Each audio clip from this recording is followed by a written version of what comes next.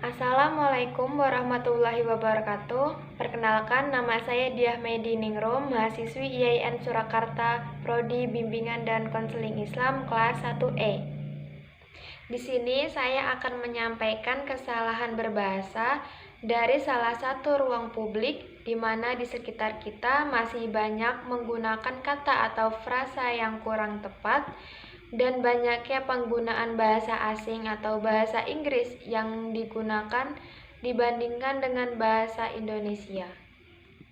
Banyak sekali di luar sana atau mungkin kita sendiri tidak sadar akan bahasa mana yang sering kita gunakan dalam kegiatan sehari-hari. Di sini saya merekap beberapa kata asing yang sering kita gunakan dalam kegiatan kita sehari-hari atau mungkin di luar sana kita sering mendengarnya. Contohnya seperti open, close, terus pull, push, laundry, photocopy, screenshot, barcode, soft launching atau grand launching, terus PowerPoint, outbound, refresh, body lotion, sama drive-thru.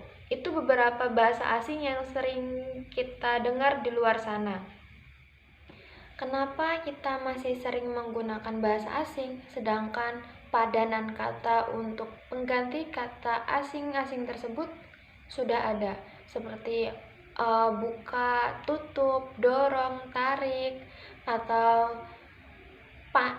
penatu untuk pengganti laundry, terus fotokopi menggunakan bahasa Indonesia, terus tangkap layar pengganti screenshot, kode batang pengganti barcode, terus peluncuran awal, peluncuran resmi, terus salin dia untuk PowerPoint, mancak rida untuk outbound, terus memuat ulang mengganti kata refresh, cair raga untuk mengganti kata body lotion, dan satu lagi layanan tanpa turun atau lantatur mengganti kata drive-thru. Di sini mungkin jika pakai bahasa Indonesia lebih panjang dibanding dengan bahasa asing. Cuma jika kalau kita selalu menggunakan bahasa asing, mau dikemanakan dengan bahasa Indonesia? Itu tadi penggunaan kata asing yang sering kita dengar atau mungkin tanpa sadar kita menggunakannya dalam kegiatan kita sehari-hari. Selanjutnya, penggunaan frasa atau kalimat yang kurang tepat atau bahkan bisa jadi salah dalam penggunaannya di ruang publik. Di antaranya yaitu contoh kalimat yang kurang tepat yang pertama itu tidak adil. Contoh kalimatnya gini, mengapa Bapak memberikan proyek itu kepada Andi? Bukan saya, itu tidak adil. Contohnya, lebih baik kita ganti dengan saya perhatikan Andi mendapatkan proyek yang sangat bagus. Boleh saya tahu alasannya, Pak? Mungkin bisa jadi pelajaran untuk saya. Itu termasuk kata yang lebih baik atau kalimat yang lebih baik dibandingkan dengan kata itu tidak adil. Karena ada sisi negatif dari kata tersebut. Kalimat kedua seperti ini. Ini adalah cara yang selalu digunakan kok. Untuk sebagian orang menganggap kalimat atau arti di balik kalimat itu kalian memalas. Kenapa? Karena kalian selalu menggunakan cara yang sama, walaupun sebenarnya ada cara yang lain, tapi kalian tidak ingin melakukan itu. Yang ketiga, kalimat saya tidak bisa.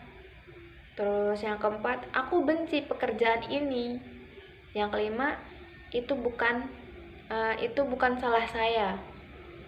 Dari beberapa kalimat ini, dari itu tidak adil, terus Ini adalah cara yang selalu digunakan kok.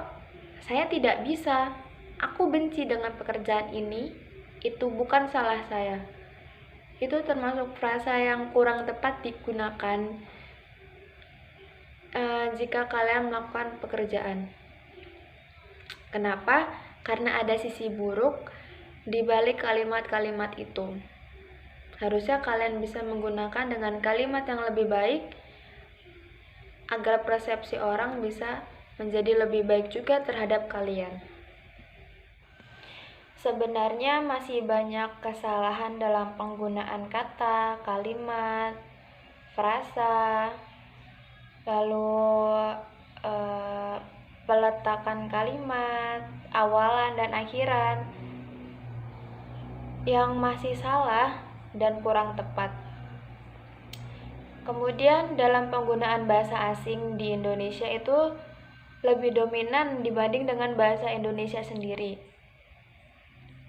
Tadi saya sempat melihat video yang diberikan oleh dosen saya tentang bahasa Indonesia di ruang publik. Itu sangat sedikit sekali penggunaan bahasa Indonesia. Apalagi di video itu diperankan oleh orang-orang awam atau orang-orang dari desa terpencil yang pergi ke kota atau bertamasya ke kota, terus mereka berpergian ke tempat yang banyak penggunaan kata asing di sana, membuat mereka bingung. Contohnya toilet itu di mana?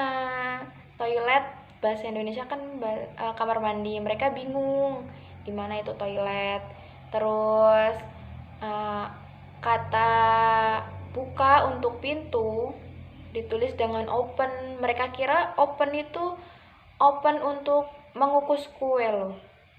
Terus masih banyak lagi bahasa asing yang lebih dominan dengan bahasa Indonesia yang membuat seperti bahasa asli kita sendiri itu tersingkirkan.